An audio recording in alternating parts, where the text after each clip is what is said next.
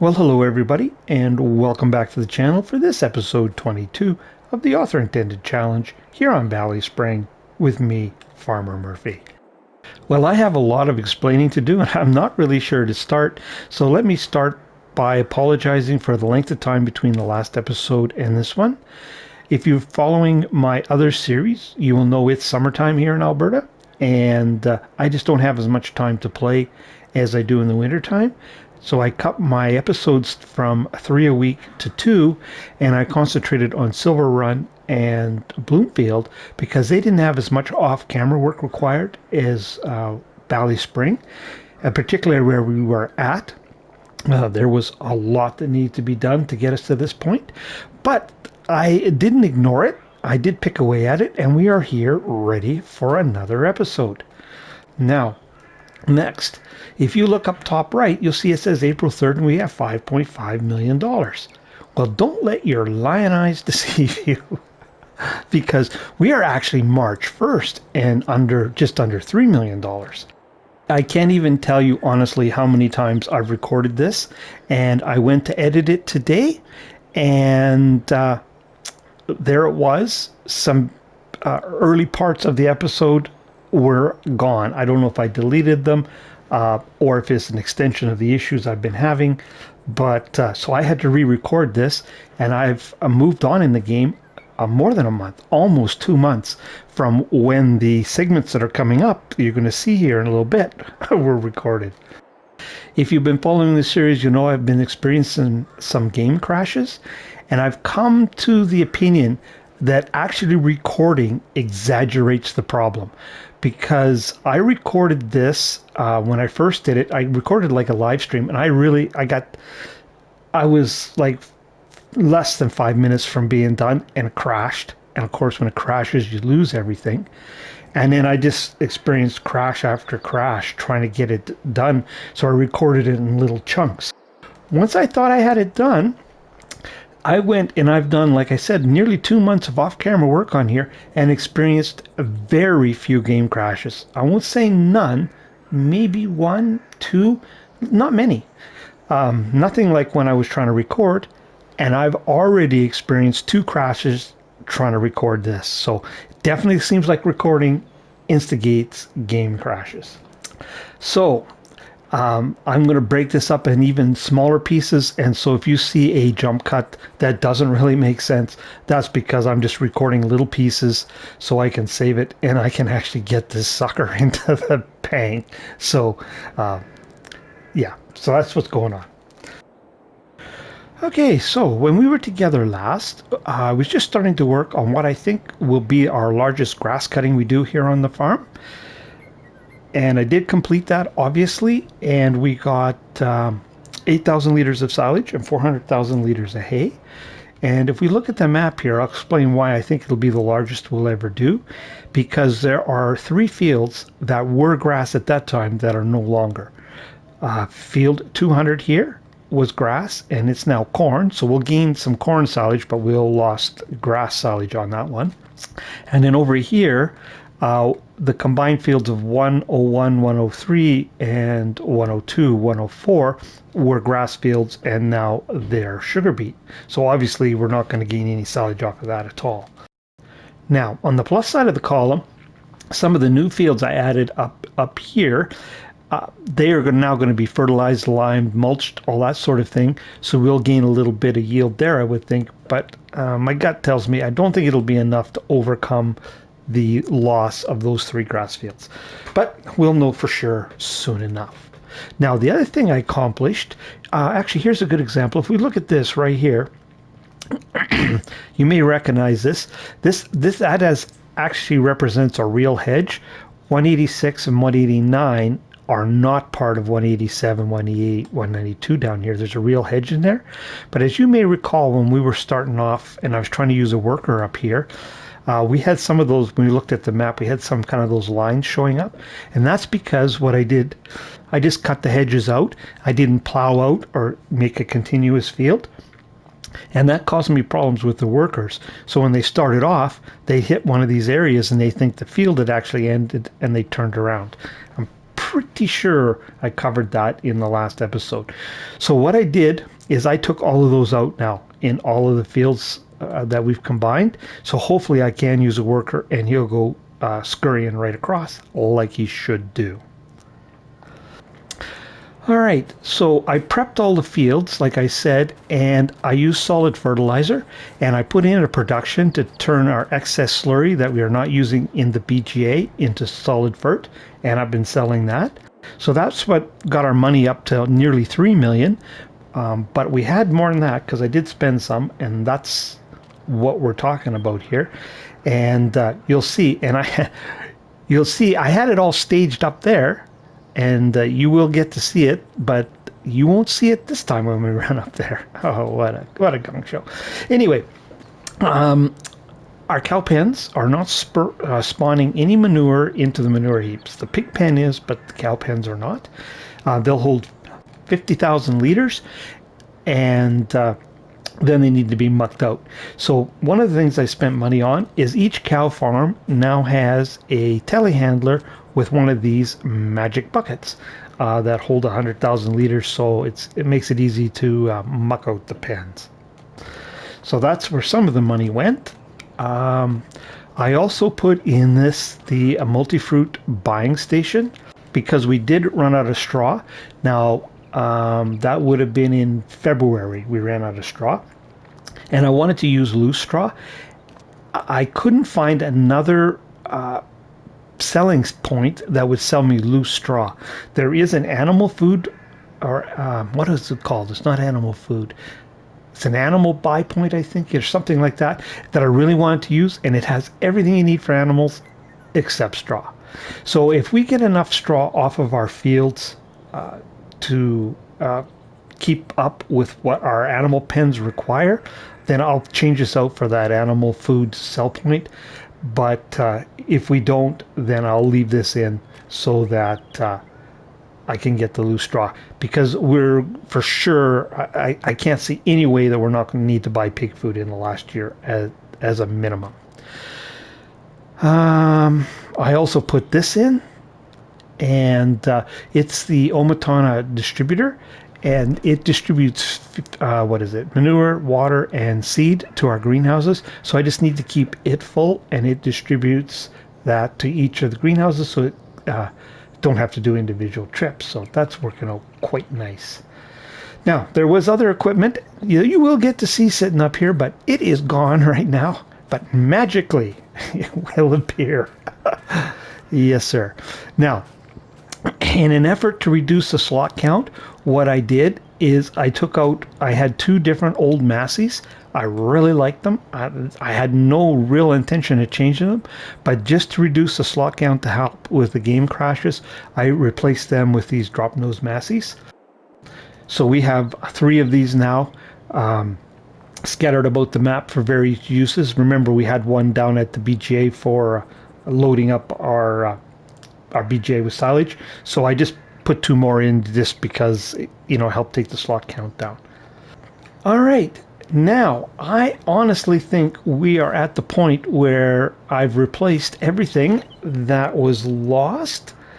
I may have missed something, but if I have, I apologize, because that's the way it's going to be. Like I said, I just want to get this sucker edited after the recording is done and posted for you guys. And now you're going to see the rest of the March recording. Immediately following this, I'm going to record the first quarter update, and then I will sign off. I will get this posted, and you guys will get to see it. So I apologize about this being such a train wreck. But if you're watching Silver Run, at least I didn't get hit by a train like I did there. So anyways, I will leave you there, and we'll get back to what was previously recorded. So talk to you later. I bought this large Fendt, nearly 700 horsepower, the 1100 2-track. The reason I did that, and I found one, obviously you can see I found a mod that allowed me to color it so it matches even. But the reason I did that is, what was it, the Prenoth, I think it is? that tracked machine we're using that has 700 horsepower down at our BGA to compact our silo. I was going to use it to do liming, and I tried to do some mulching with it. And you know, the issue was, although it worked fine in the field, the steering on it is so sensitive, so twitchy, and I tried to adjust it, but I could never get it to a really good spot, that it was really awkward to move down the roads, and particularly with the lime spreader on with the rear steering on it, I was getting hung up. So I had the money, thanks to our slurry to fertilizer. So I went and bought this. It has nearly as much horsepower, just a little less, but the steering is much better. And actually, even though it's slightly less horsepower, it pulls better on the hills, I think, because of the weight to it. And that's the only reason I went to something like this. Our other tractors will pull this line spreader just fine, but it just slowed down considerably on the hills. And just to save time on the big hills, I did mulching and liming with this. And like, what did we put on? 7 hours doing that.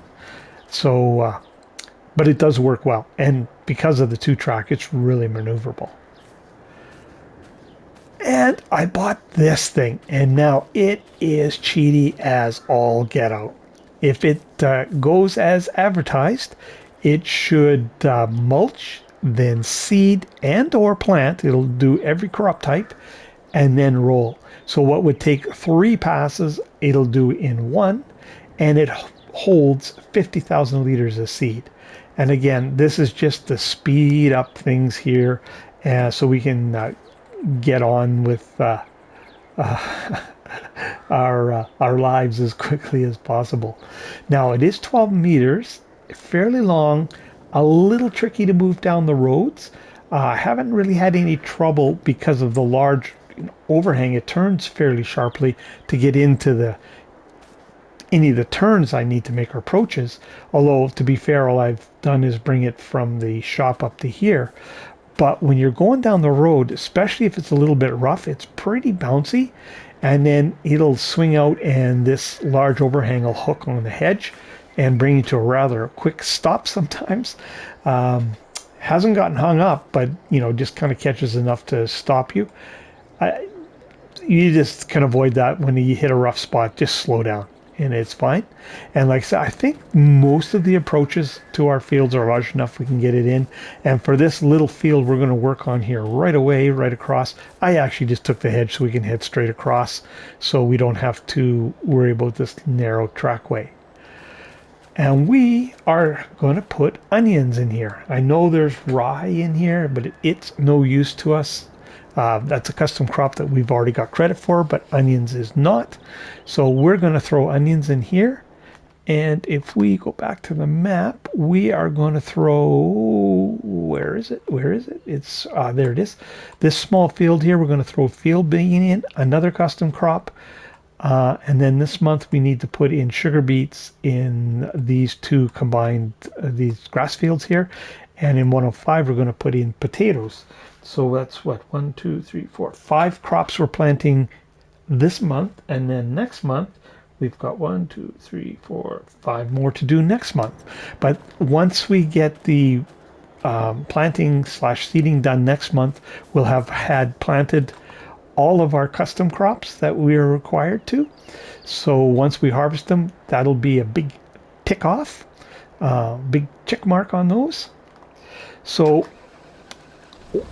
what my plan is here is, on camera here, we are going to plant this onion field, and then the other 4 crops I'll put in off camera, and I'm hoping it should leave enough time at the end here, get this unfolded, for future Farmer Murphy to come in and do an update. So we'll put this one in together. I'll put the others in. I'll get through the rest of the month, and then I will bring Farmer Murphy in right at the beginning of April, and he can do his first quarter update. And I think that's pretty much how we're going to roll going forward, because yes, let me pay attention here a little bit to what I'm doing. there we go, that I will just do quarterly updates, because I can't think of any equipment I'm planning on buying or any more placeables. It's strictly just do the grass work, look after the animals, and rinse and repeat month after month until we've completed the challenge. So I think I will do that. Now let's actually, as you can see, the snow did not disappear. I'm just going to huge overlap here just to get rid of that snow. It's the only way to get rid of it. Yeah, there's just not going to be much going on, mostly just grass work. Obviously, I'll bring you in when we're doing some harvesting of our custom crops, but I think that's how we'll proceed for the rest of this challenge. Now, interestingly enough, I can see stones coming are still in this field, and I've turned stones off. I turned it off, A, to save the work, and B, again, I thought it might help, give the PlayStation 5 less to do. Although, Bloomfield is equally heavily laden with slot count, and I don't have any issue there. It's just on this map. Now, to be fair, there have been now 2 updates required new game saves that we have not done. We did one early on, but the last 2 we have not done. But I was getting the odd game crash before then. But as soon as the map came with an update that required a new save game, that just amped it up. Same thing happened to me on Comston.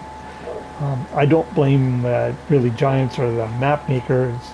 I think we'd be back to just an occasional once in a while crash if I could do the update. But we are way too far down the rabbit hole to be doing that. Now I wonder, you see, when I lifted that up there, just as I lifted up, it mulched that little section. I'll bet you there's no...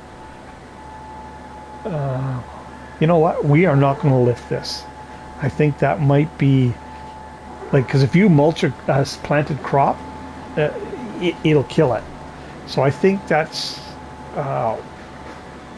might be one secret with this, is don't lift it. Do your entire field and then pull off the field and then lift it, because I think if when you lift it, it gives that little mulch spot. So we'll try and avoid an issue. Not that I really would care here on the onions. I'm planting it because I need to satisfy the challenge. Not that I need as much onion as possible. So I'll go back here. But my kind of tendency towards OCD kind of demands that I clean that up. Yeah, so a lot of the fields of stone disappeared. I don't know why this one, stones are coming up. Anyways, get back to that. Hey, we're not going to worry about it. I've sold the stone picker, so nothing we can do about it in any event. So, but maybe maybe next crop cycle it'll disappear.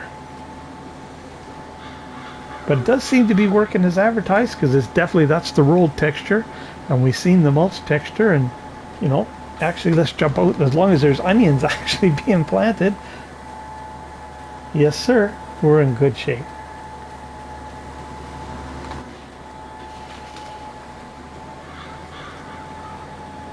Now, of course, having said all that I would just do quarterly updates.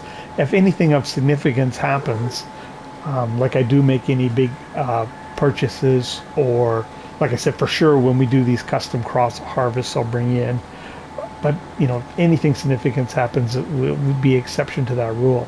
But if it's just going to be grass work, feed the cows and pigs, followed by more grass work, feed the cows and pigs, I'll spare you that. And because I'm thinking when future farmer Murphy does his update, we'll be able to make a call on all the productions. There'll be no doubt as to whether we're going to make it or not. So really, it'll just be down to the animals, and that's just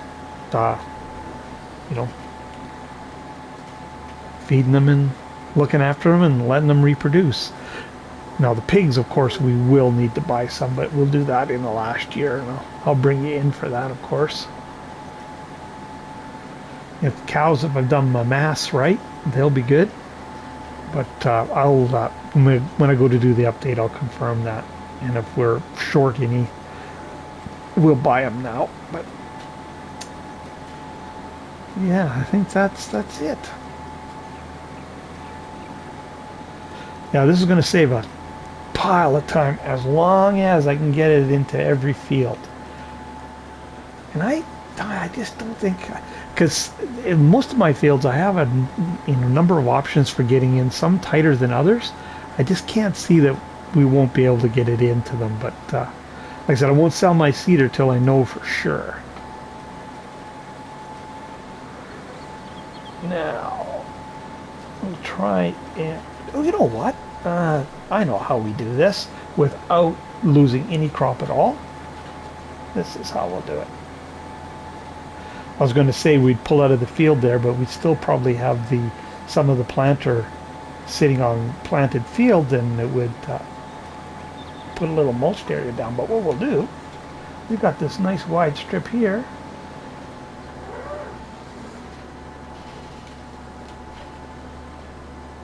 Now, see, why did it do that? I haven't, the fact of backing up? Huh. I don't know if you guys noticed that, but it put a little mulch section.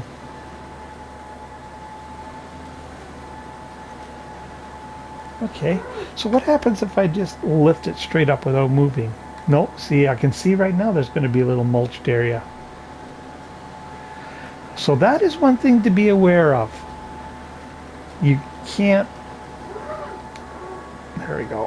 Haha. Where there's a will, there's a way. If you've got a big area in your field, or if you don't care if you've got a little spot, but I'm pretty sure, you know, that little spot where it mulches, where you like right there, you can see we'll have 3 little spots, or a few little spots where it turned there, where it's not going to be planted, but not to worry. Anyway, I think I will leave you there. I am pretty sure we've yacked our way pretty much through most of the episode. So we'll wrap it up 1st of April with the first quarter update with Future Farmer Murphy. So we'll talk to you then. Welcome to a very rainy start to April here on the farm. I just finished collecting all the data that Future Farmer Murphy needs to put his update together, and after I pass on a few observations on our seeder slash planter, I'm going to turn it over to him and let him sign off for this episode. So obviously I got all our fields in. I found out that this unit doesn't do everything. It doesn't do potatoes. So I had to keep our potato planter and put those in with our old potato planter. And there was no way that I could find to keep from, or to lift this up without leaving a mulched spot, which means there'll be nothing that grows there. Now on every field except for this one, 115, I had a spot where I could pull off of the field and lift so that it didn't damage any crop, but that was not possible with this field, and it really is pretty small. So after the field beans come out of there, I am going to actually just join it up with this grass field, because it's kind of a nuisance to do grass in this little alcove we got here. So I'll just join that and make one large grass field. This one up here, where we put the onions, I may or may not join it with this. We'll just see you know, what we need for crops.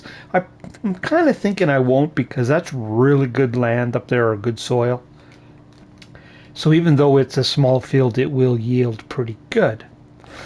Now, for the fields we have coming up in April, which are sorghum, soybean, corn, and hops, need to go in this month, I have actually turned the mulching feature off. Those fields have already all been prepped, so we don't need the mulching feature. So I've just got the rolling turned on. And in that configuration, I think this is going to work just fine. And I really didn't have too many troubles getting in and out of the fields. a little bit, but really didn't get hung up or stuck or anything. So I think it's going to be fine. So what my plan is this field planting that's going to go on in April is all going to happen off screen. In fact, I think the whole quarter is going to happen off screen unless there is a change in how this map behaves. Because it's annoying when it crashes when you're doing work, but if you're trying to record, it's one step beyond annoying. So I think we'll just stick to the updates for now. I would like to bring you in when we do the harvest of the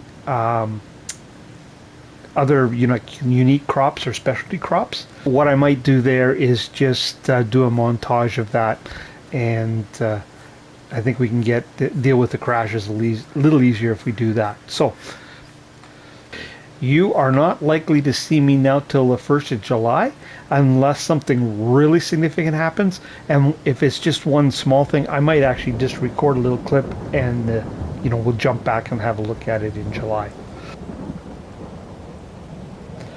But I will leave you there. I will turn it over to future Farmer Murphy and let him share the data on where we're at this point, and then I'll let him sign out.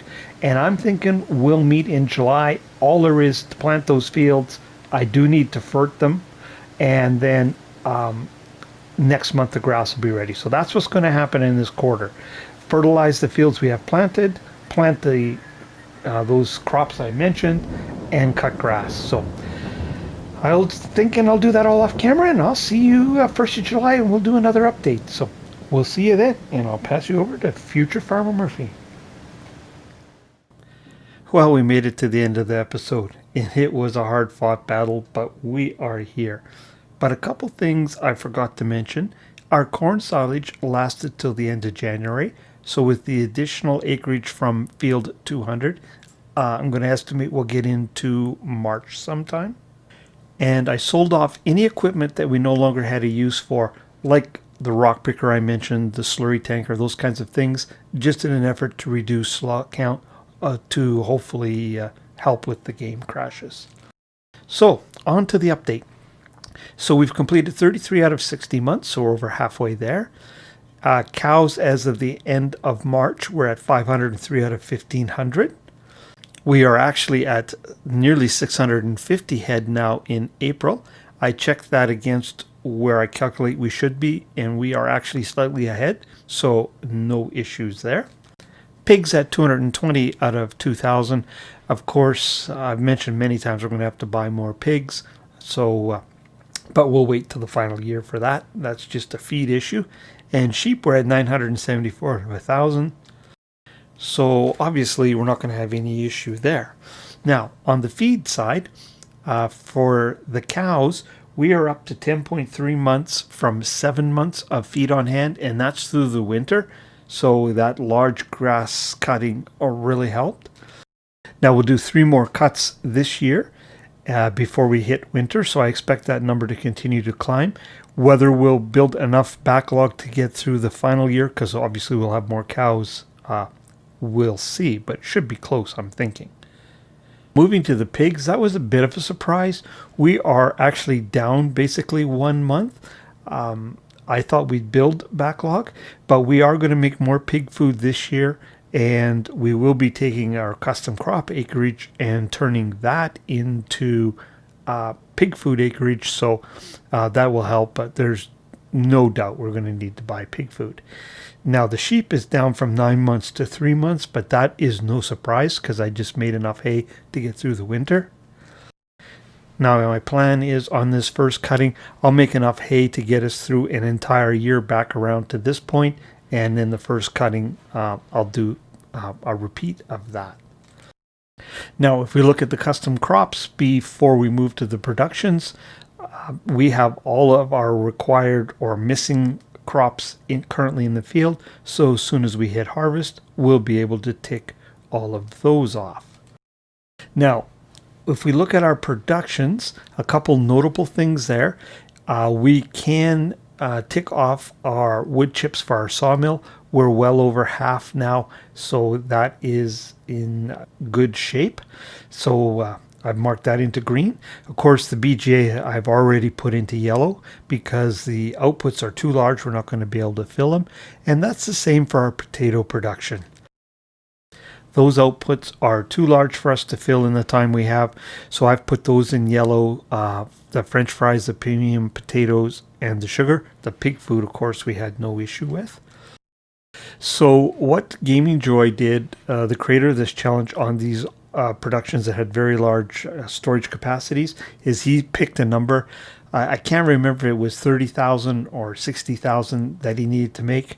What we're going to do is something slightly different. We're just going to keep them running 100% of the time and call it good. We're not marking it off as a fail. It's just, it is what it is. So that brings us to the greenhouses. Of course, we have the sugar beets. I think we marked those off last month, or our last update, I should say. Now, the wheat, strawberries, corn, and canola, if you add 27 months to those, you can see we'll easily make all of those requirements. All we need to do is keep them running. And of course, we got that new distributor, which makes that very easy to do.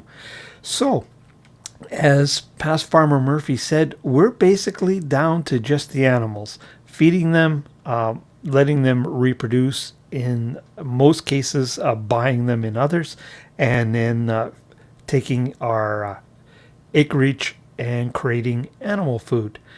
Just to reiterate what he said, I think we'll do all of that animal work off camera. I'll just bring you in for updates, the notable exception being the harvesting of our custom crops. We'll do something there. We'll either maybe take 2 updates and combine them to make an episode, or maybe we'll do 6-month updates. I haven't decided yet, but I think a lot of the on-camera work is pretty much done, and most of it will carry on off camera, and we'll just kind of update our scorecard and see how we're making out. So I think that brings us to a wrap for this episode. So if you're still with me, bless your heart. I really do appreciate you watching. If you haven't already, I encourage you to hit that like and subscribe button. And if you want to see when other content like this lands, hit that old notification bell. And who wouldn't want to see this? Anyways, guys, again, really appreciate you sticking with me. Well, you're real troopers. And for this episode, it is Farmer Murphy signing off from Valley Spring.